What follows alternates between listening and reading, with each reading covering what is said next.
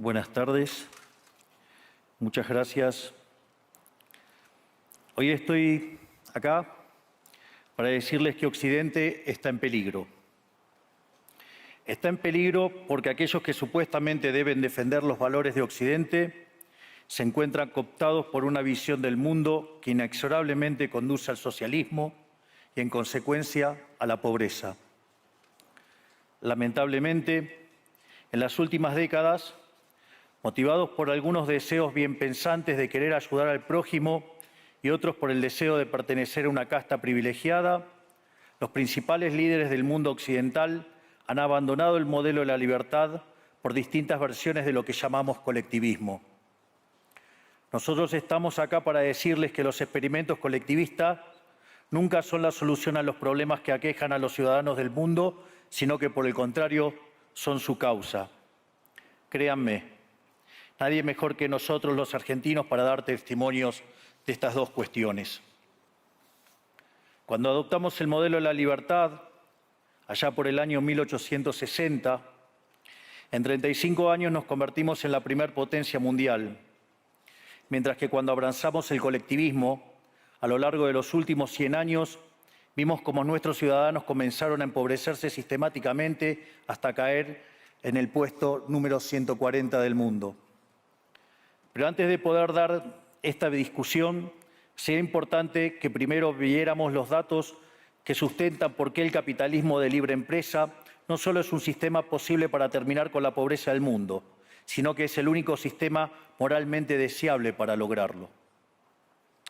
Si consideramos la historia del progreso económico, podemos ver cómo desde el año 0 hasta el año 1800 aproximadamente, el PBI per cápita del mundo prácticamente se mantuvo constante durante todo el periodo de referencia. Si uno mira un gráfico de la evolución del crecimiento económico a lo largo de la historia de la humanidad, uno estaría viendo un gráfico con la forma de un palo de hockey, una función exponencial que se mantuvo constante durante el 90% del tiempo y se dispara exponencialmente a partir del siglo XIX.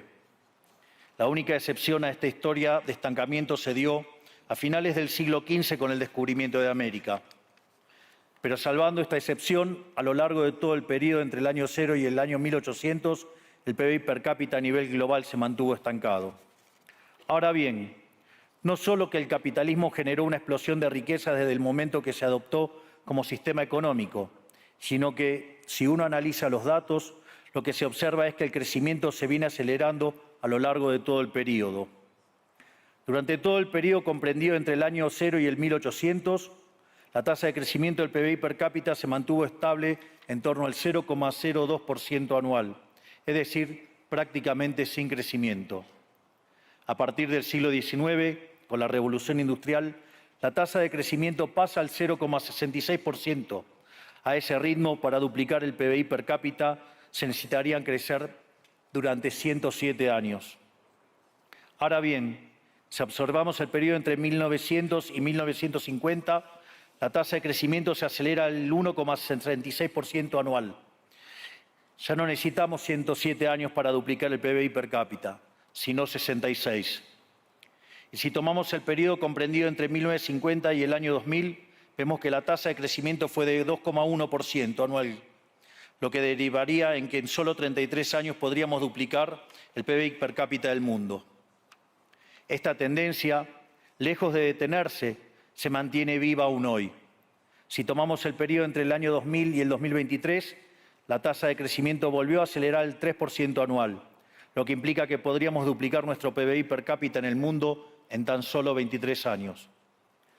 Ahora bien, cuando se estudia el PBI per cápita desde el año 1800 al día de hoy, lo que se observa es que luego de la revolución industrial, el PBI per cápita mundial se multiplicó por más de 15 veces, generando una explosión de riqueza que sacó de la pobreza al 90% de la población mundial. No debemos olvidar nunca que para el año 1800, cerca del 95% de la población mundial vivía en la pobreza más extrema, mientras que ese número cayó al 5% para el año 2020, previo a la pandemia. La conclusión es obvia. Lejos de ser la causa de nuestros problemas, el capitalismo de libre empresa como sistema económico es la única herramienta que tenemos para terminar con el hambre, la pobreza y la indigencia a lo largo y a lo ancho de todo el planeta. La evidencia empírica es incuestionable. Por eso, como no cabe duda de que el capitalismo de libre mercado es superior en términos productivos, la doxa de izquierda ha atacado al capitalismo por sus cuestiones de moralidad, por ser, según ellos, dicen sus detractores, que es injusto. Dicen que el capitalismo es malo porque es individualista y que el colectivismo es bueno porque es altruista, con la ajena. Y en consecuencia bregan por la justicia social. Pero este concepto que en el primer mundo se ha puesto de moda en la última época, en mi país es una constante del discurso político desde hace más de 80 años. El problema es que la justicia social no es justa, sino que tampoco aporta al bienestar general. Muy por el contrario, es una idea intrínsecamente injusta, porque es violenta.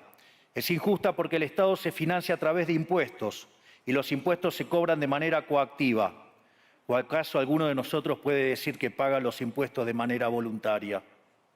Lo cual significa que el Estado se financia a través de la coacción y que a mayor carga impositiva, mayor es la coacción, menor es la libertad. Quienes promueven la justicia social parten de la idea de que el conjunto de la economía es una torta que se puede repartir de una manera distinta. Pero esa torta no está dada, es riqueza que se va generando en lo que, por ejemplo, Israel Kirzler llama un proceso de descubrimiento de mercado. Si el bien o servicio que ofrece una empresa no es deseado, esa empresa quiebra a menos que se adecúe a lo que el mercado le está demandando. Si genera un producto de buena calidad a un buen precio atractivo, le va a ir bien y va a producir más. De modo que el mercado es un proceso de descubrimiento en el cual el capitalista encuentra sobre la marcha el rumbo correcto. Pero si el Estado castiga al capitalista por tener éxito y lo bloquea en este proceso de descubrimiento, destruye sus incentivos y las consecuencias de ello es que va a producir menos y la torta será más chica, generando perjuicio para el conjunto de la sociedad. El colectivismo, al inhibir estos procesos de descubrimiento y al dificultar la apropiación de lo descubierto, ata al emprendedor de las manos y le imposibilita producir mejores bienes y ofrecer mejores servicios a un mejor precio. ¿Cómo puede ser entonces que desde la academia, los organismos internacionales, la política y la teoría económica se demonice un sistema económico que no solo ha sacado de la pobreza más extrema al 90% de la población mundial y lo hace cada vez más rápido, sino que además es justo y moralmente superior? Gracias al capitalismo de libre empresa, hoy el mundo se encuentra en su mejor momento. No hubo nunca en toda la historia de la humanidad un momento de mayor prosperidad que el que vivimos hoy. El mundo de hoy es más libre, más rico, más pacífico y más próspero que en cualquier otro momento de nuestra historia. Esto es cierto para todos, pero en particular para aquellos países que son libres, donde respetan la libertad económica y los derechos de propiedad de los individuos. Porque aquellos países que son libres son 12 veces más ricos que los reprimidos. El decil más bajo de la distribución de los países libres vive mejor que el 90% de la población de los países reprimidos. Tiene 25 veces menos cantidad de pobres en el formato estándar y 50 veces menos en el formato extremo. Y por si eso fuera poco, los ciudadanos de los países libres viven un 25% más que los ciudadanos de los países reprimidos. Ahora bien, para entender qué venimos a defender, es importante definir de a qué hablamos nosotros cuando hablamos de libertarismo.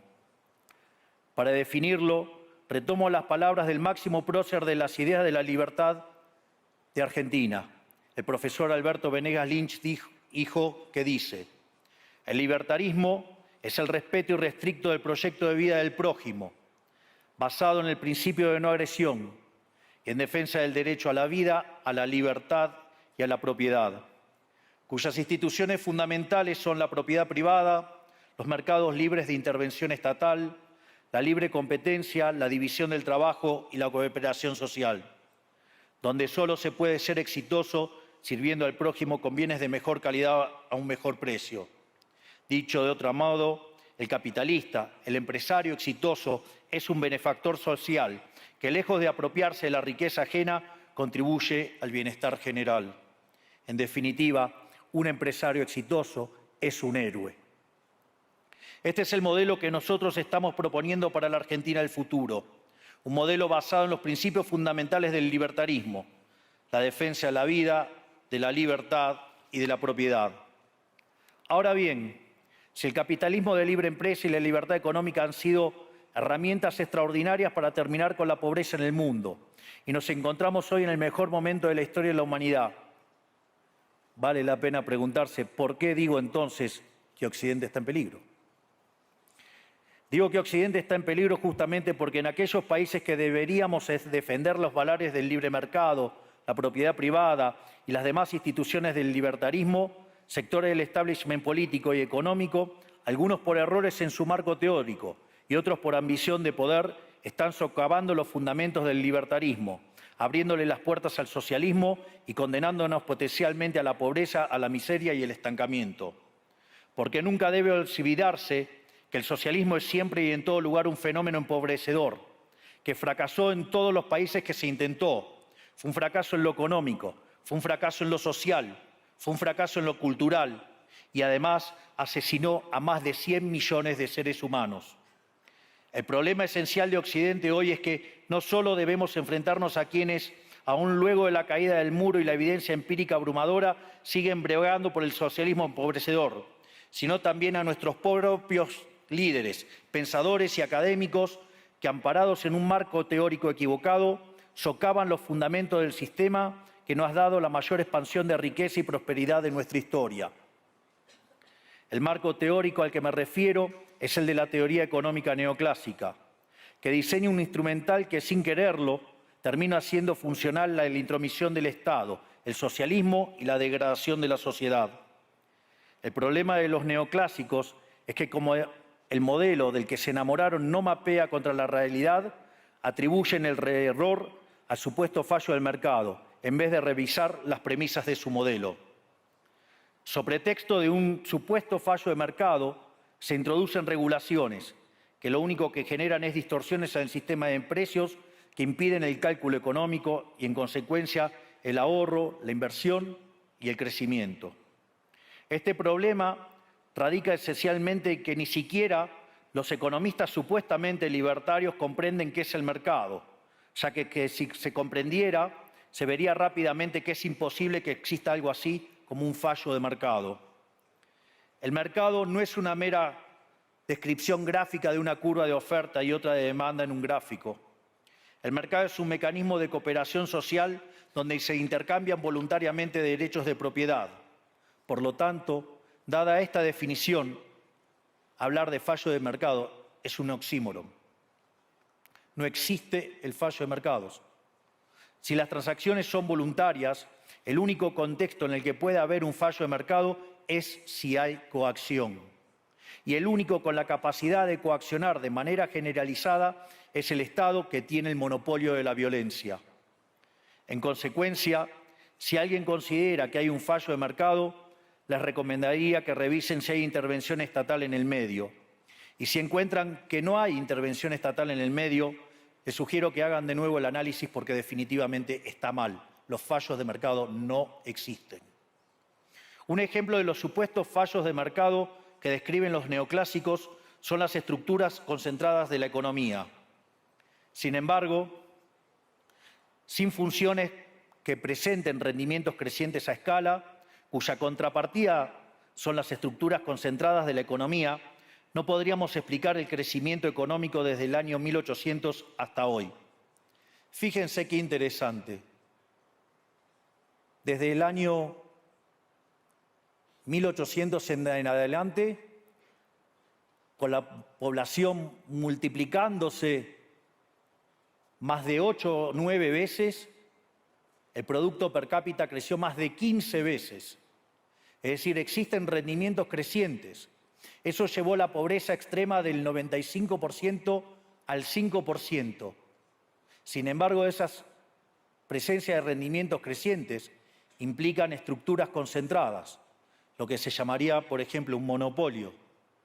¿Cómo puede ser que algo que haya generado tanto bienestar para la teoría neoclásica, eso es un fallo de mercado? Economistas neoclásicos, salgan de la caja. Cuando el modelo falla, no hay que enojarse con la realidad, hay que enojarse con el modelo y cambiarlo.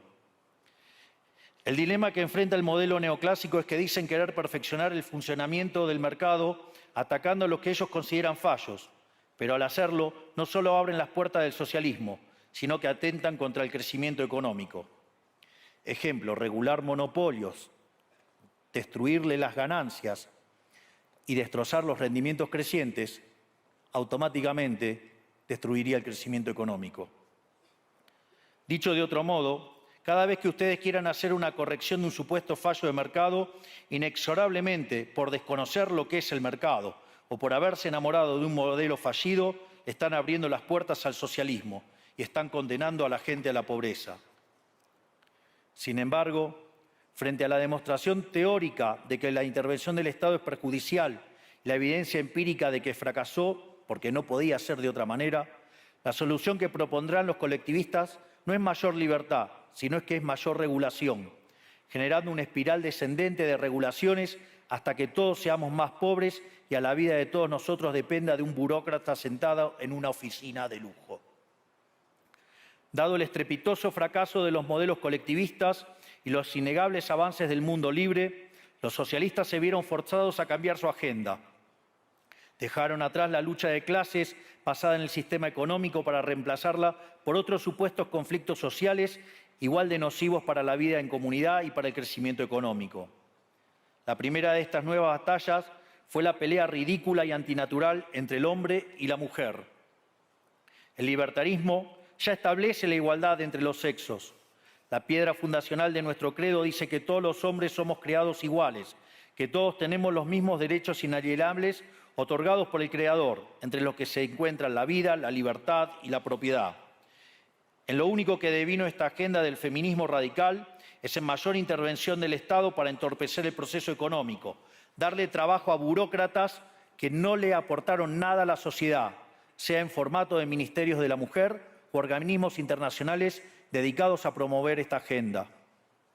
Otro de los conflictos que los socialistas plantean es del hombre contra la naturaleza. Sostienen que los seres humanos dañamos el planeta y que debe ser protegido a toda costa, incluso llegando a abogar por mecanismos de control poblacional o en la agenda sangrienta del aborto.